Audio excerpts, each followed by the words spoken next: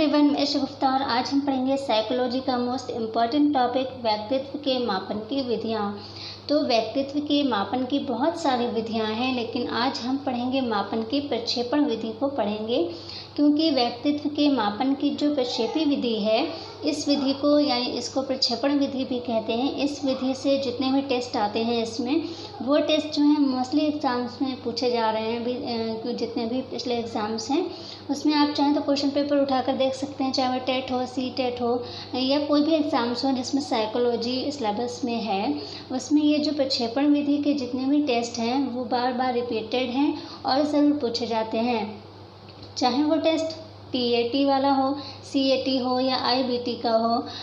ये जो टेस्ट हैं इनके बारे में कोई ना कोई क्वेश्चन ज़रूर पूछा जाता रहा है अभी तक। मोस्टली टेट के एग्ज़ाम्स में तो बहुत ज़्यादा पूछा जाता है, कई बार पूछा जा चुका है। CTET में भी पूछा जा चुका है और भी जो एग्ज़ाम्स हैं उनमें भी यहाँ से क्वेश्चन पूछे जाते हैं। तो ये इम्पोर्टेंट टॉपिक है। व्यक्तित्व के मापन की बहुत सारी विधियाँ हैं, उनको भी हम पढ़ेंगे, लेकिन ये जो प्रक्षेपण विधि है क्योंकि ये इम्पॉर्टेंट है, क्योंकि यहाँ से क्वेश्चन ज़्यादा पूछे जाते हैं, इसलिए सबसे पहले हम इसको पढ़ेंगे प्रक्षेपण विधि को। तो यहाँ से हम प्रक्षेपण विधि को पढ़ेंगे। प्रक्षेपण कहते किसे हैं, ठीक है, इसका सर्वप्रथम प्रयोग किसने किया था उससे भी हम चीज़ें देखेंगे, क्योंकि यहाँ से भी क्वेश्चन पूछा जाता है। और जो यहाँ से जो चीज़ें पूछी जाती हैं वो भी मैं आपको बताऊंगी कि इनसे क्या क्वेश्चन पूछे जाते हैं, क्या क्वेश्चन बनते हैं एग्ज़ाम्स में। और आखिर में वीडियो के लास्ट में आपको कुछ नोट्स भी मिलेगा, मतलब उससे कुछ ऐसी नोट्स, मतलब इस पूरे वीडियो का मतलब लास्ट में आपको एक नोट भी मिलेगा कि मतलब पूरे का जो है प्रक्षेपण विधि है उसके जनक कौन है, उसका जो है सर्वप्रथम प्रयोग किसने किया था, और एक क्वेश्चन भी लास्ट में मैंने दिया हुआ है जो कि इम्पॉर्टेंट है, ठीक है। क्योंकि प्रक्षेपण विधि से मोस्टली टेस्ट को लेके ही क्वेश्चन पूछा जाता है, लेकिन कुछ क्वेश्चन ऐसे भी आते हैं जो किसी टेस्ट के बारे में पूछा जाता है कि मतलब संज्ञानात्मक, क्रियात्मक, इस तरह से पूछा जाता है कि इनकी सर्वश्रेष्ठ विधि कौन सी है। तो इम्पॉर्टेंट क्वेश्चन है, इसको भी मैंने लास्ट में लिया हुआ है, तो वीडियो में बिल्कुल भी स्किप ना हो। वीडियो बहुत ज़्यादा इम्पॉर्टेंट है, जितने भी टेस्ट हैं इसमें सभी प्रक्षेपण विधि के टेस्ट हैं और सभी बहुत ज़्यादा इम्पॉर्टेंट हैं, तो स्किप नहीं होना है, क्योंकि ये जो है बार बार एग्ज़ाम्स में आते रहे हैं अभी तक। तो चैनल पर नए हैं तो चैनल को सब्सक्राइब ज़रूर कर दीजिए, साथ ही बेल आइकन को भी प्रेस कर दीजिए। तो चलिए वीडियो स्टार्ट करते हैं। तो सबसे पहले जब हम प्रक्षेपण विधि पढ़ रहे हैं, प्रक्षेपण विधियाँ पढ़ रहे हैं, तो सबसे पहले हम ये जान लेते हैं कि प्रक्षेपण किसे कहते हैं, ठीक है। तो प्रक्षेपण विधियाँ पढ़ रहे हैं, प्रक्षेपण किसे कहते हैं हम ये जान लेते हैं, और उसका प्रयोग किसने किया था ये भी जान लेते हैं, क्योंकि ये भी पूछा जा सकता है। तो प्रक्षेपण शब्द जो है इसका सर्वप्रथम प्रयोग सिगमंड फ्रायड ने किया था। ये जो प्रक्षेपण विधियाँ, इनके विकास में बहुत सारे वैज्ञानिकों ने योगदान दिया अपना, लेकिन इसका सर्वप्रथम प्रयोग किसने किया, सिगमंड फ्रायड ने किया था। प्रक्षेपण का अर्थ क्या होता है, अपनी बातों को, विचारों और भावनाओं को जो है स्वयं ना बताकर किसी अन्य उद्दीपक या पदार्थ के माध्यम से अभिव्यक्त करना। उद्दीपक क्या होता है ये भी मैं अच्छे से आपको किसी वीडियो में बता चुकी हूँ। उद्दीपक मतलब होता है कोई भी एक माध्यम, ठीक है। उद्दीपक माध्यम को भी कह सकते हैं, कोई भी माध्यम, ठीक है।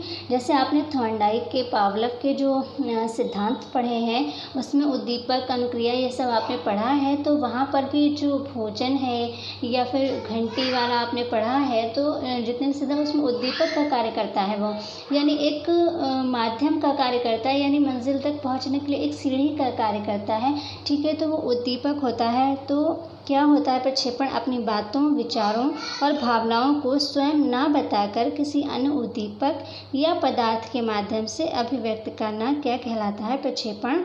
और इसका सर्वप्रथम प्रयोग किया था सिगमंड फ्रायड ने। नेक्स्ट देखें, प्रक्षेपण विधियों के माध्यम से अवचेतन मन की बातों को ज्ञात किया जाता है।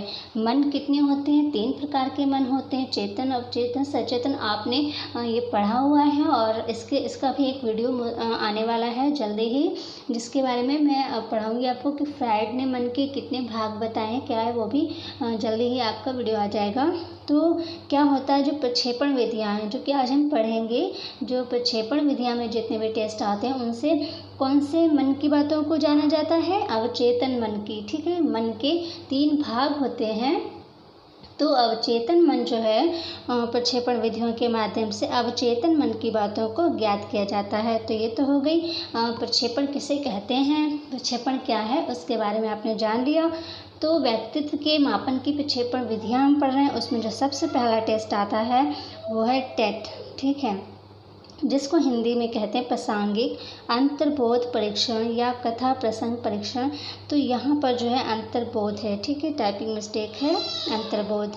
तो प्रासंगिक अंतर्बोध परीक्षण या कथा प्रसंग परीक्षण भी कहते हैं टैट को।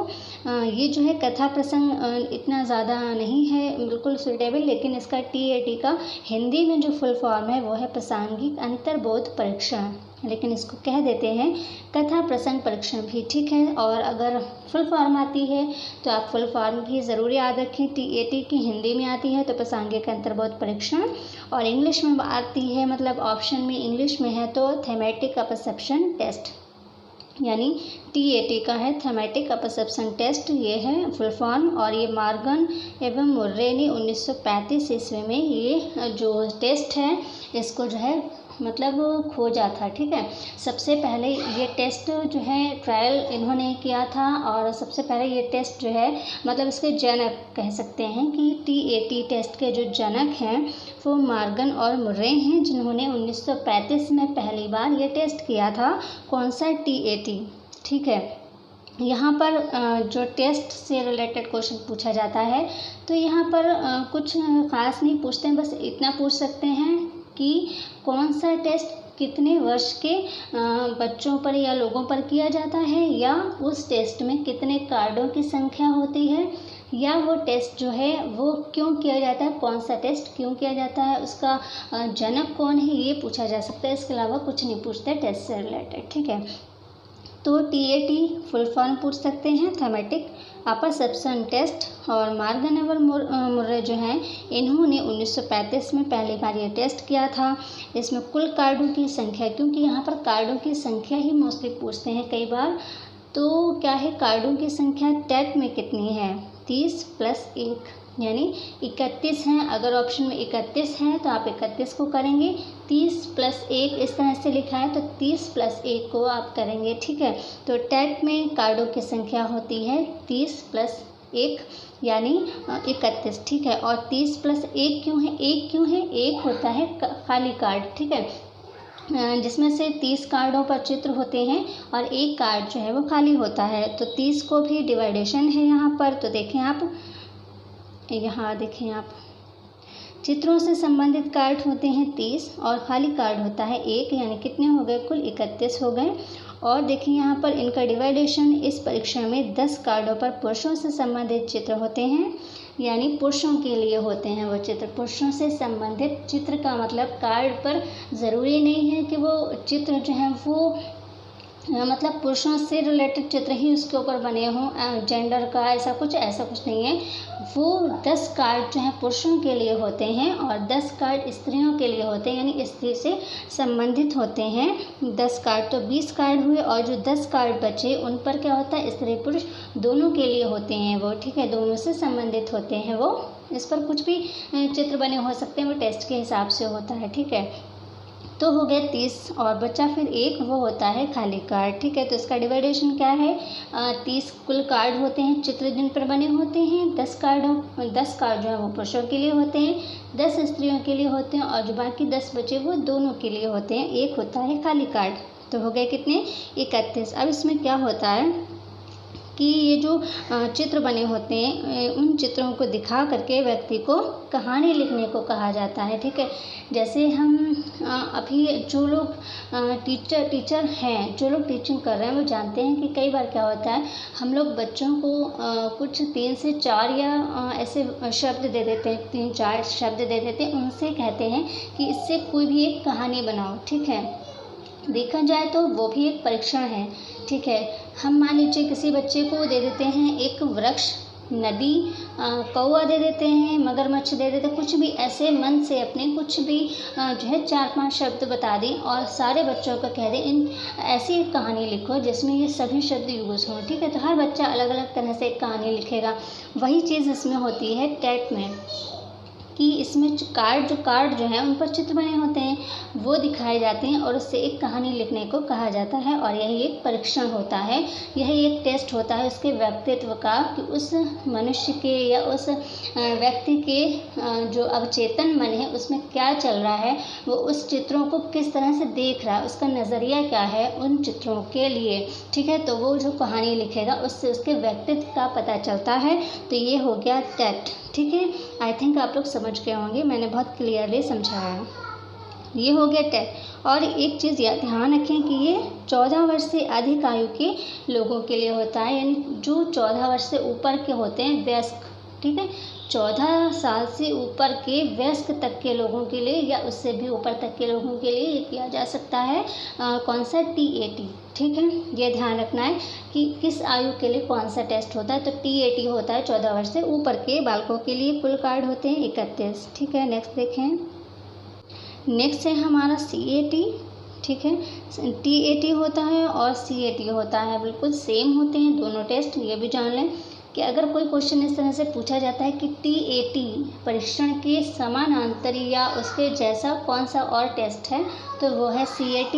ठीक है, जैसा TAT होता है सेम वही चीज़ें CAT में होती हैं, बस अंतर इतना है कि जो TAT है, जो अभी जैसे पढ़ाया है, अभी जो बताया है, जो TAT परीक्षण है वो 14 साल से ऊपर के बच्चों के लिए है या व्यक्तियों के लिए है, लेकिन जो CAT परीक्षण है ये बच्चों के लिए है। 3 से 11 वर्ष के जो बच्चे होते हैं उनके लिए होता है ये CAT परीक्षण। इसका हिंदी में फुल फॉर्म अगर आता है तो बाल समप्रत्यक्ष परीक्षण, और इंग्लिश में इसकी फुल फॉर्म आती है तो चिल्ड्रन अपरसेप्शन टेस्ट। ठीक है, ये किसने, लियोपोल्ड बैलोक ने 1948 ईस्वी में इसका पहली बार प्रयोग किया था, मतलब पहली बार ये टेस्ट किया था लियोपोल्ड बैलोक ने, और 1948 में किया था। लेकिन इसका विकास डॉक्टर अर्नेस्ट क्रिस ने किया था। इस जो टेस्ट है इसका विकास किसने किया था, डॉक्टर अर्नेस्ट क्रिस ने किया था। लेकिन इसके जनक कौन हैं, लियोपोल्ड बैलोक जो हैं वह इस टेस्ट के जनक हैं। 1948 में ये टेस्ट उन्होंने पहली बार किया था। अब देखिए इसमें कार्डों की संख्या कितनी होती है, मोस्ट इम्पॉर्टेंट टॉपिक यही है कि इस टेस्ट में कार्ड कितने होते हैं। तो CAT परीक्षण जो है उसमें 10 कार्ड होते हैं। ठीक है, TAT में 30 कार्ड थे क्योंकि वो बड़े लोगों के लिए होता है, 14 साल से ऊपर के लिए होता है, और CAT जो है क्योंकि ये बच्चों के लिए होता है इसलिए इसमें 10 कार्ड होते हैं। तो कौन से हैं वो, इस परीक्षण में 10 कार्डों पर जानवरों के चित्र बने होते हैं। बालक को चित्र दिखाकर कहानी लिखने को कहा जाता है। ये परीक्षण 3 से 11 वर्ष के बालकों के लिए उपयोगी है। जैसे कि अभी बताया कि बच्चों को कोई भी शब्द दे देना 5-6, उनसे कहानी लिखवाना। ठीक है, इसी तरह से ये जो 10 कार्ड होते हैं उन पर जानवरों के चित्र बने होते हैं।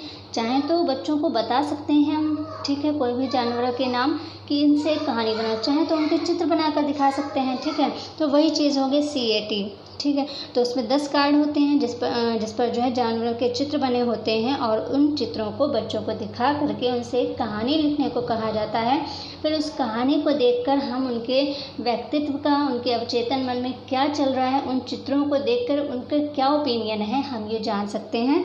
तो ये उपयोगी होता है 3 से 11 वर्ष के बच्चों के लिए CAT परीक्षण। इसमें 10 कार्ड होते हैं, ध्यान रखिएगा।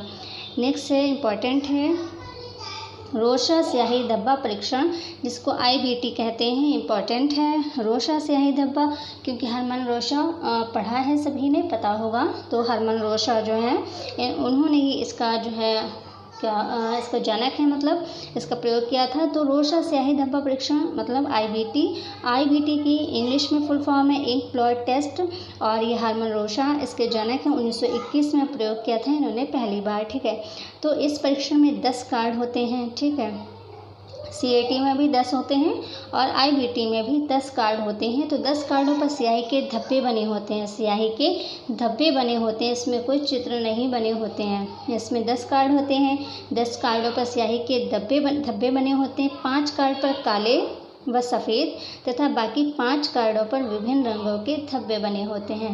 यानी 10 कार्ड होते हैं, 5 पर काले और सफ़ेद धब्बे होते हैं और जो बाकी 5 कार्ड बचे उन 5 कार्डों पर विभिन्न रंगों के धब्बे बने होते हैं, यानी और भी बहुत से जो रंग होते हैं उनके धब्बे बने होते हैं। और फिर क्या होता है, बालक को वो धब्बे दिखा करके आकृति के बारे में पूछा जाता है। मतलब वो जो धब्बे हैं वो किसी भी आकृति के धब्बे बनाए जाते हैं। मतलब काले सफ़ेद 5 पर होते हैं और 5 पर जो है अलग अलग डिफरेंट कलर से होते हैं और बच्चों को दिखा करके उन धब्बों की जो है आकृति पूछी जाती है जानबूझकर उस स्याही से। ठीक है, स्याही धब्बा है ना, मतलब स्याही परीक्षण है, तो स्याही से जानबूझकर कोई चित्र नहीं बनाया जाता है। वो एक ऐसे ही बस स्याही डाल दी जाती है और बच्चे से पूछा जाता है कि मतलब ये कौन सा चित्र बना हुआ है, क्या बना है। तो बच्चा क्योंकि कई बार ऐसा होता है कहीं पर कोई धब्बा जैसा होता है तो वो कुछ आकृति में बन जाता है, तो वही है कि बच्चों से पूछा जाता है कि किस आकृति में है, तो वहाँ पर बच्चों का माइंड कैसा चल रहा है, क्या वो सोच रहे हैं, इससे उसका आइडिया लगता है। तो ये है IBT टेस्ट। तो IBT टेस्ट में क्या होता है, जो धब्बे हैं उनको दिखा करके उनसे जो है उनकी आकृति पूछी जाती है, तो उससे आइडिया लगाया जाता है कि बच्चे का अवचेतन मन जो है वो क्या कर रहा है, क्या उसकी प्रतिक्रिया चल रही है। तो ये बच्चों के लिए ही होता है ये भी IBT टेस्ट, या कई बार ये बड़ों के लिए भी होता है, मतलब कई बार बड़ों के लिए भी इसका प्रयोग किया जा सकता है। तो IBT टेस्ट इम्पॉर्टेंट है। देखने में लग रहा है कि ये बहुत सिंपल टेस्ट है, लेकिन सबसे ज़्यादा और सबसे प्रभावशाली जो टेस्ट है वो IBT टेस्ट ही है, यानी कि स्याही धब्बा वाला जो परीक्षण है, रोशा स्याही धब्बा परीक्षण यानी IBT यानी इंक ब्लॉट टेस्ट जो है वही सबसे ज़्यादा प्रभावशाली माना जाता है। और TAT भी सक्सेसफुल है, CAT भी, लेकिन IBT जो टेस्ट है ये सबसे इम्पॉर्टेंट माना जाता है, जो स्याही धब्बा परीक्षण है। ठीक है, तो इसमें क्या होता है, धब्बे को दिखा करके आकृति पूछी जाती है। कार्ड कितने होते हैं, कुल 10 होते हैं। 5 पर काले व सफ़ेद धब्बे होते हैं और बाकी 5 पर अलग अलग डिफरेंट कलर के जो है धब्बे होते हैं। ठीक है, नेक्स्ट टेस्ट क्या है, वो टेस्ट है नेक्स्ट वाक्य पूर्ति परीक्षण, जिसको कहते हैं SCT वाक्य पूर्ति परीक्षण, यानी जिसको फिल इन द ब्लैंक्स जो बच्चों के लिए होते हैं वो। तो वाक्य पूर्ति परीक्षण यानी SCT यानी सेंटेंस कॉम्प्लीशन टेस्ट। ठीक है, सेंटेंस कॉम्प्लीशन टेस्ट यानी कि कोई भी एक वाक्य लिखा होता है तो उसको कुछ ऐसा छोड़ दिया जाता है, अधूरा वाक्य होता है वो, और वो बच्चों से पूरा करने के लिए कहा जाता है। तो इसका निर्माण हुआ था 1930 ईस्वी में और इसका विकास किया था पाइन और टैंडलर ने, और इस दिशा में सबसे सराहनीय कार्य किया था रोटर्स ने। ठीक, तो वाक्य पूर्ति परीक्षण जो है एक प्रक्षेपण विधि का टेस्ट है, बट ये बहुत ज़्यादा इम्पॉर्टेंट नहीं है, लेकिन आपको पता होना चाहिए कि एग्ज़ाम्स में अगर आ जाए तो आप कर सकें। तो वाक्य पूर्ति परीक्षण मतलब SCT की फुल फॉर्म है सेंटेंस कॉम्प्लीशन टेस्ट, और इसका निर्माण 1930 में हुआ था। इसका विकास किया था पाइन और टैंडलर ने, और इस दिशा में सबसे सराहनीय कार्य किया था किसने, रोटर्स ने। ठीक, अब देखें इस परीक्षण में क्या होता है। इस परीक्षण में अधूरे वाक्यों को पूरा करने को कहा जाता है, जैसे मेरे माता पिता मुझे। ठीक है, मेरे माता पिता मुझे, और आगे क्या करना है, तो मेरे माता पिता मुझे करके और आगे जो है ब्लैंक है, और इसमें बच्चों से कहा जाता है इस वाक्य पूर्ति के लिए कि वो किस तरह से इसको वाक्य पूर्ति करते हैं, इससे भी उनका परीक्षण किया जाता है। नेक्स्ट है स्वतंत्र शब्द साचार्य परीक्षण यानी FWAT free word association test है इसकी फुल फॉर्म, और ये गार्टन ने 1879 ईस्वी में इसका जो है आविष्कार किया था इस टेस्ट का। इस परीक्षण के द्वारा व्यक्तित्व मापन के अलावा कई मनोवैज्ञानिक रोगों का इलाज भी किया जाता है। तो कौन सा वो परीक्षण है, FWAT। तो अगर आता है कौन सा ऐसा टेस्ट है जिसमें जो है मनोवैज्ञानिक रोगों का इलाज किया जाता है, वो है FWAT परीक्षण। ठीक है, फ्री वर्ड एसोसिएशन टेस्ट इसकी फुल फॉर्म है। गार्टन ने इसका जो है आविष्कार किया था 1879 ईस्वी में, जो है इन्होंने ये आविष्कार किया था। इस परीक्षण के द्वारा व्यक्तित्व मापन के अलावा कई जो मनोवैज्ञानिक रोग होते हैं उनका इलाज भी किया जाता है। नेक्स्ट देखें आप जो रोजनविग। ठीक है, रोजनविग PF परीक्षण, ये भी इम्पॉर्टेंट नहीं है लेकिन प्रक्षेपण विधि में आता है, तो आपको नाम तो पता होना चाहिए। कई बार ऐसा होता है, इस तरह से पूछ सकते हैं निम्न में से कौन सी प्रक्षेपी विधि है व्यक्तित्व मापन की, तो और जो है 4 ऑप्शन होंगे, कोई एक ही होगा, तो आपको जो है नाम तो सबके पता होना चाहिए। रोजनविग पीएफ परीक्षण भी प्रक्षेपी विधि में आता है और रोजनविग ने अपने दबाव और भग्नाशय के सिद्धांत के आधार पर यह परीक्षण किया था, तो इसमें और कुछ ज़्यादा नहीं है पढ़ने को। फिर देखें क्या है प्रक्षेपण, जो प्रक्षेपी विधियाँ हम पढ़ रहे हैं, तो प्रक्षेपण शब्द का प्रयोग सर्वप्रथम फ्राइड ने किया था, अभी आपने ऊपर पढ़ा भी है, लेकिन इसके जनक कौन है? आलपोर्ट हैं, ये आप ज़रूर ध्यान रखें, इंपॉर्टेंट है। प्रक्षेपण शब्द का प्रयोग सर्वप्रथम फ्राइड ने किया, लेकिन इसके जनक हैं आलपोर्ट। फिर देखें संज्ञानात्मक, क्रियात्मक और भावात्मक पक्ष पर जोर देने वाला व्यक्तित्व का सर्वश्रेष्ठ परीक्षण कौन सा है? वो है IBT यानी स्याही धब्बा परीक्षण। जैसे कि मैंने पहले ही बोला कि IBT जो परीक्षण है वो इम्पॉर्टेंट है, क्योंकि कई चीज़ों में जो है उसका प्रयोग होता है। क्योंकि संज्ञानात्मक जो पक्ष है इम्पॉर्टेंट है, क्योंकि हमने साइकोलॉजी में संज्ञानात्मक, क्रियात्मक, जैसे स्किनर का जो है वो, और संज्ञानात्मक, तो हमने बहुत सारे ये संज्ञानात्मक से रिलेटेड बहुत सारी चीज़ें आपको देखने को मिलेंगी साइकोलॉजी में, तो इम्पॉर्टेंट पक्ष होता है ये। तो संज्ञानात्मक, क्रियात्मक और भावात्मक पक्ष पर जोर देने वाला व्यक्तित्व का सर्वश्रेष्ठ परीक्षण कौन सा है? वो है IBT यानी स्याही धब्बा परीक्षण जो है, जो कि हरमन रोशा ने इसका जो है आविष्कार किया था। तो ये जो परीक्षण है ये इम्पॉर्टेंट है, और इसी का सर्वश्रेष्ठ परीक्षण भी कहा जाता है। किसमें? संज्ञानात्मक, क्रियात्मक और भावात्मक पक्ष पर जो है जो जोर देने वाला व्यक्तित्व का परीक्षण है सर्वश्रेष्ठ परीक्षण, वो कौन सा? IBT यानी स्याही धब्बा परीक्षण। तो ये प्रक्षेपी विधियाँ थीं जो आज पढ़ी हैं, और व्यक्तित्व के मापन की ये प्रक्षेपी विधियाँ थीं, और प्रक्षेपी विधियों में ये सभी टेस्ट आते हैं। इसके अलावा और भी व्यक्तित्व के मापन की बहुत सी विधियाँ हैं जिनको हम नेक्स्ट वीडियो में देखेंगे। और साइकोलॉजी के बहुत सारे टॉपिक जो हैं अपलोड हो चुके हैं, जिनमें से मानव विकास को प्रभावित करने वाले कारक भी आ चुके हैं आपके, और जो मैकडूगल ने जो दिया थे 14 मूल प्रवृत्तियाँ, ठीक है, वो सारी चीज़ें आपकी आ चुकी हैं। और भी मोस्ट इम्पॉर्टेंट जो टॉपिक हैं साइकोलॉजी के वो आपके आ चुके हैं, और एक सीरीज़ भी चल रही है 300 प्रश्नों की, वो भी आपकी जो है लगभग 220 से 230 क्वेश्चन लगभग आई थिंक, नहीं 250 क्वेश्चन आई थिंक आपके अपलोड हो चुके हैं उस सीरीज़ से, और 300 प्रश्नों की वो सीरीज़ है, बहुत ज़्यादा इंपॉर्टेंट है, आप वहाँ से ज़रूर देखें, क्योंकि टेट का एग्ज़ाम्स आपका होने वाला है, तो वहाँ पर जो है ये आपके बहुत काम आने वाला है। क्योंकि टेट में जो है साइकोलॉजी इसी लेवल की लगभग आती है।